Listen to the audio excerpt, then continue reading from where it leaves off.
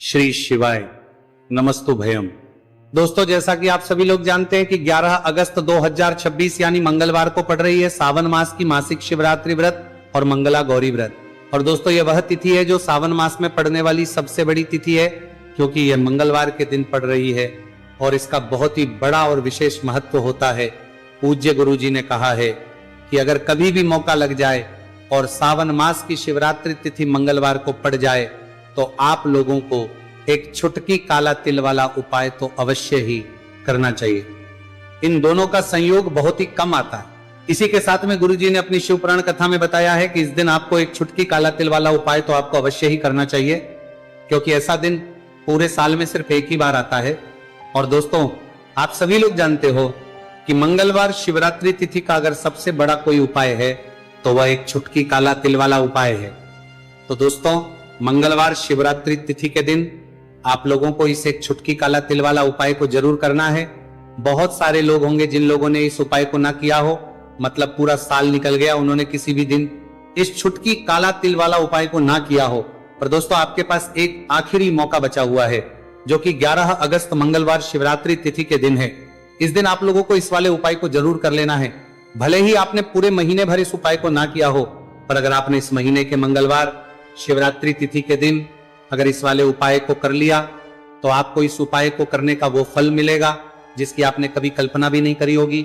इसीलिए आप लोग इस वाले उपाय को एक बार जरूर कर लेना है, ताकि आप लोगों के हाथ से ये मौका ना जा सके और आपको इस उपाय को करने का फल मिल सके। दोस्तों, ये उपाय पंडित जी ने अपनी अभी की ही श्री शिव महापुराण की कथा में बताया है। उपाय को आज हम आपको बहुत अच्छे से समझाने वाले हैं। इस वीडियो को देखने के बाद इस उपाय को समझने के लिए आपको कोई और वीडियो को देखने की जरूरत नहीं पड़ेगी। तो चलिए दोस्तों, उपाय को शुरू करते हैं। देखिए, यह है सावन मास के मंगलवार शिवरात्रि तिथि के दिन।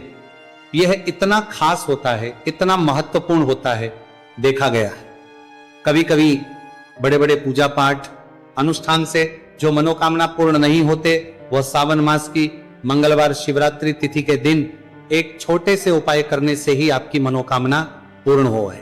और बहुत सारे लोगों ने इस उपाय को किया भी है और उनको इस उपाय को करने का फल भी जरूर मिला है।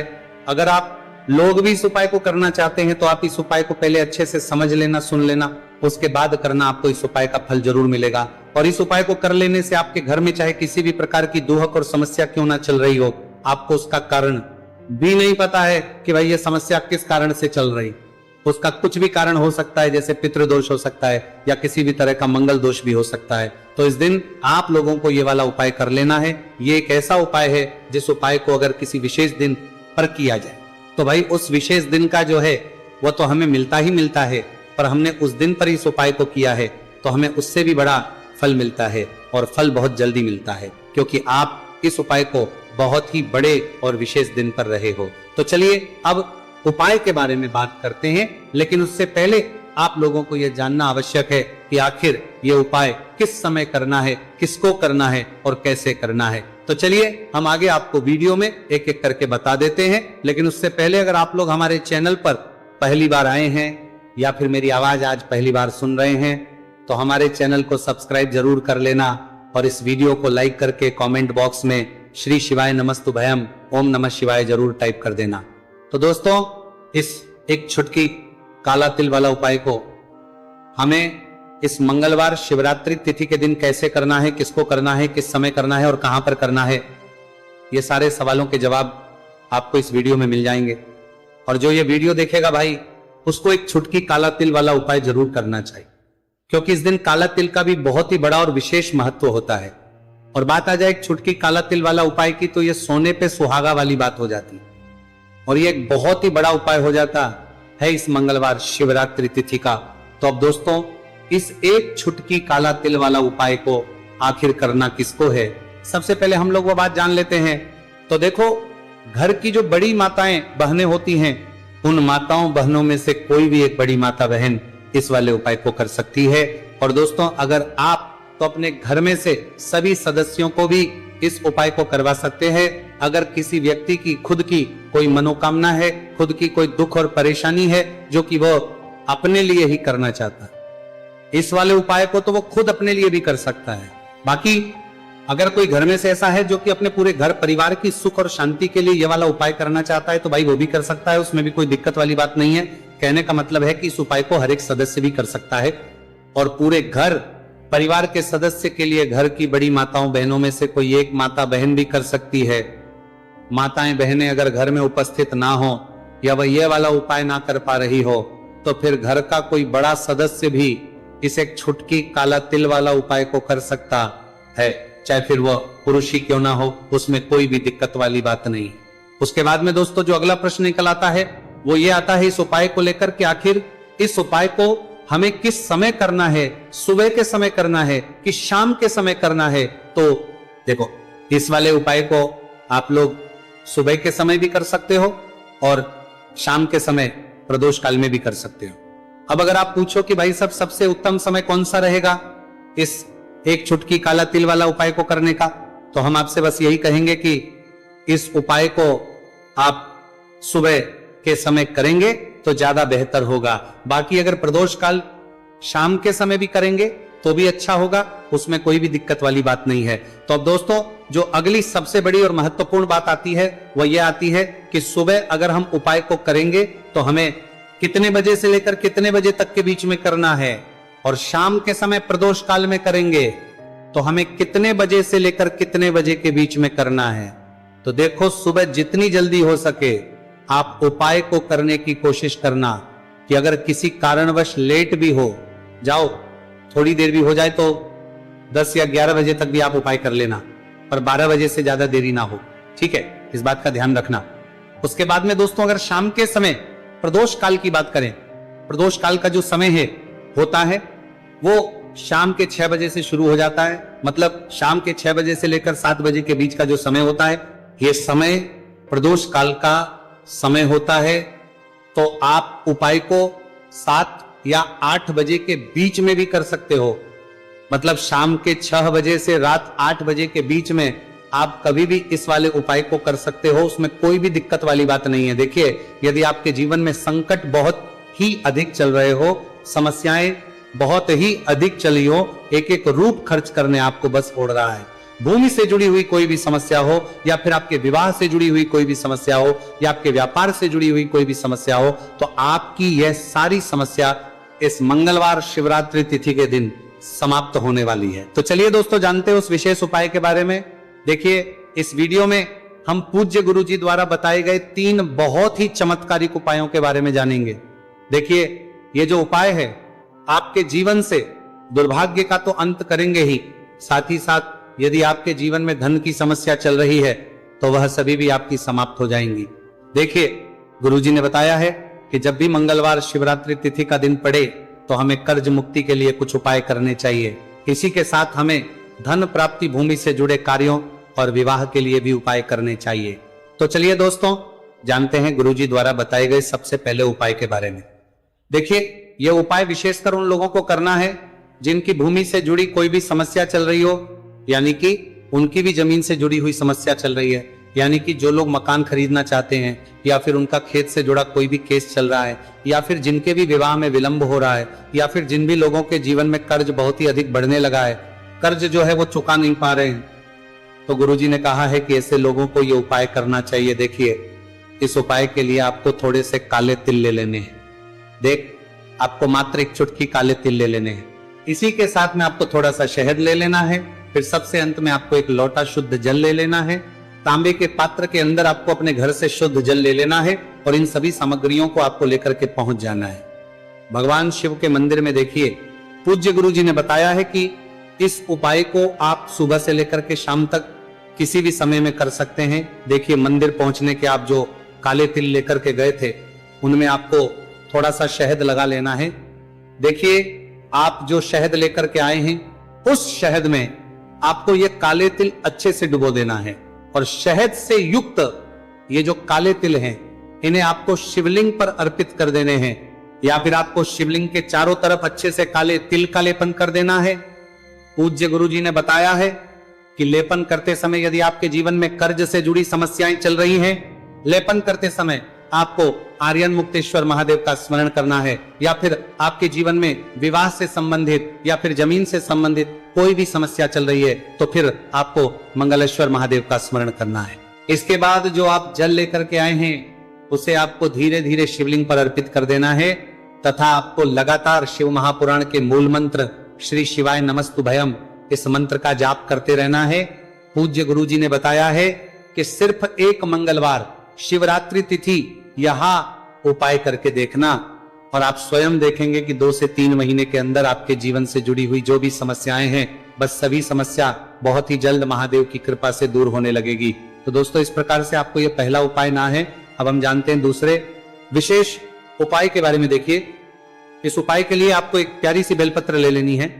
इसी के साथ में एक लोटा शुद्ध जल लेना है तांबे के पात्र के अंदर और इसी के साथ में आपको थोड़ा सा शहद ले लेना है। देखिए मंगलवार का दिन है और मंगलवार शिवरात्रि तिथि के दिन यदि हम शहद का उपाय करते हैं तो इससे महादेव हमसे बहुत ही अधिक प्रसन्न होकर के हमारी मनोकामना को परिपूर्ण करते हैं। देखिए दोस्तों यदि आपको बेलपत्र नहीं मिल पाती है तो आप भगवान शिव के शिवलिंग पर जो बेलपत्र छड़ी हुई होती है उसे शुद्ध जल से धो करके उसका उपयोग कर सकते हैं। तो इन सभी सामग्रियों को आपको भगवान शिव के मंदिर में लेकर के पहुंच जाना है। गुरुजी ने कहा है कि इस उपाय को भी आप सुबह से लेकर के शाम तक किसी भी समय में कर सकते हैं। देखिए मंदिर पहुंचने के बाद आपके पास जो एक बेलपत्र है और बेलपत्र की जो सबसे बड़ी वाली पत्ती होती है और उसकी जो चिकनी साइड होती है उस पर आपको अच्छे से शहद का लेपन कर देना है। यानी कि बेलपत्र की बड़ी वाली पत्ती पर पूरी ही पत्ती पर अच्छे से शहद लगा देना है। अब देखिए ये जो बेलपत्र है इसे आपको अपने सीधे हाथ की हथेली पर रखना है और आपके जो भी कार्य अटक रहे हैं। देखिए बहुत से लोग ऐसे होते हैं जो अपने नौकरी को प्राप्त करने के लिए सालों से तैयारी करते हैं लेकिन उनको नौकरी नहीं प्राप्त हो पाती है। बहुत से ऐसे लोग होते हैं जो बहुत ही मेहनत करते हैं, धन भक्ति के लिए बहुत अधिक प्रयास करते हैं लेकिन फिर भी उनको धन प्राप्त नहीं हो पाता है। तो गुरुजी ने बताया है कि जब भी आपको अपने कार्यों में सफलता ना मिले तो फिर आपको मंगलवार के दिन इस उपाय को अवश्य करना चाहिए। देखिए अब आपको जिस भी कार्य में सफलता प्राप्ति करनी है उस कार्य को सफल बनाने के लिए आपको महादेव से प्रार्थना कर लेनी है और फिर ये जो एक बेलपत्र है इसे आपको भगवान शिव के शिवलिंग पर अर्पित कर देनी है। देखिए बेलपत्र की चिकनी साइड जिस पर आपने शहद लगाए हैं वह शिवलिंग से स्पर्श रहेगी और इसकी जो डंडी है वह आपको जलाधारी की ओर रखनी है। इस प्रकार से आपको यह बेलपत्र अर्पित कर देनी है। अब देखिए आप जो एक लोटा जल लेकर के आए हैं उसे आपको भगवान शिव के शिवलिंग पर धीरे धीरे अर्पित कर देना है।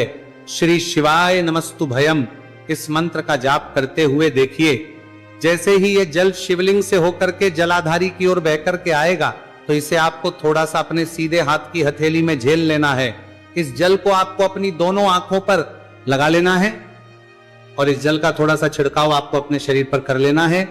पूज्य गुरुजी ने बताया है कि जब भी हम मंगलवार के दिन शहद वाली बेलपत्र शिवलिंग पर अर्पित करते हैं तो इससे हमें महादेव हर कार्य में सफलता प्राप्त करवाते हैं।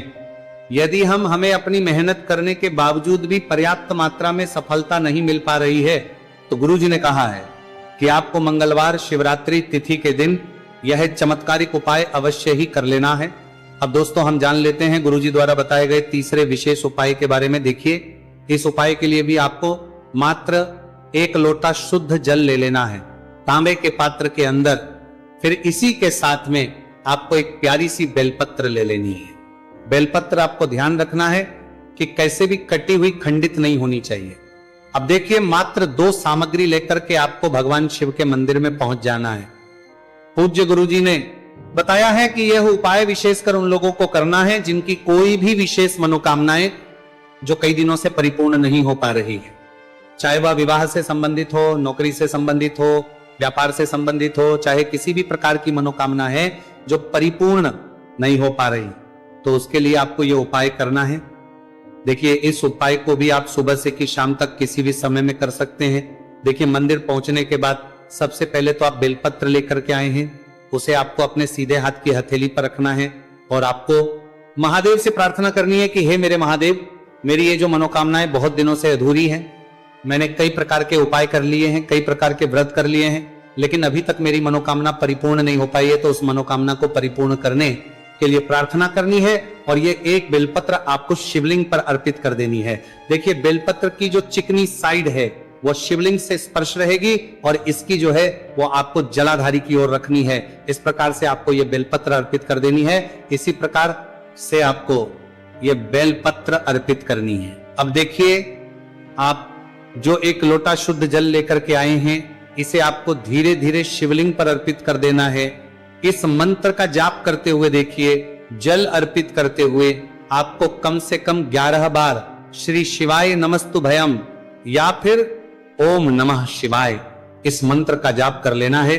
पूज्य गुरु जी ने बताया है कि जो भी व्यक्ति 11 अगस्त मंगलवार शिवरात्रि तिथि के दिन शिवलिंग के सामने इस उपाय को करता है तो उसकी जो भी मनोकामना है वह महादेव की कृपा से निश्चित ही परिपूर्ण हो जाती है।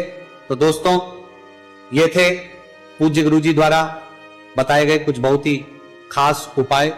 अगर आपको जानकारी अच्छी लगी हो तो वीडियो लाइक करिएगा। मिलते हैं फिर एक नए वीडियो के साथ। श्री शिवाय नमस्तु भयम ले लेना है तांबे के पात्र के अंदर। फिर इसी के साथ में आपको एक प्यारी सी बेलपत्र ले लेनी है। बेलपत्र आपको ध्यान रखना है कि कैसे भी कटी हुई खंडित नहीं होनी चाहिए।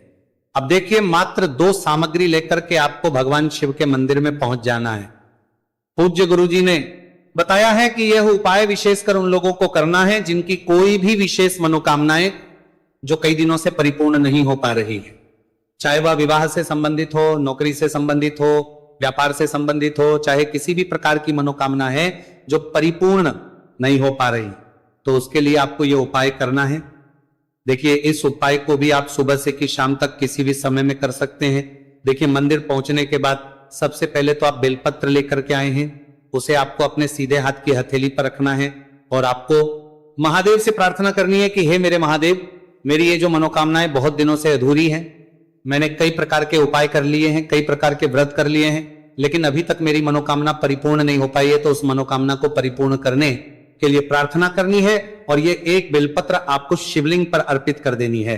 देखिए, बेलपत्र की जो चिकनी साइड है वो शिवलिंग से स्पर्श रहेगी और इसकी जो है वो आपको जलाधारी की ओर रखनी है। इस प्रकार से आपको ये बेलपत्र अर्पित कर देनी है। इसी प्रकार से आपको ये बेलपत्र अर्पित करनी है। अब देखिए, आप जो एक लोटा शुद्ध जल लेकर के आए हैं, इसे आपको धीरे धीरे शिवलिंग पर अर्पित कर देना है।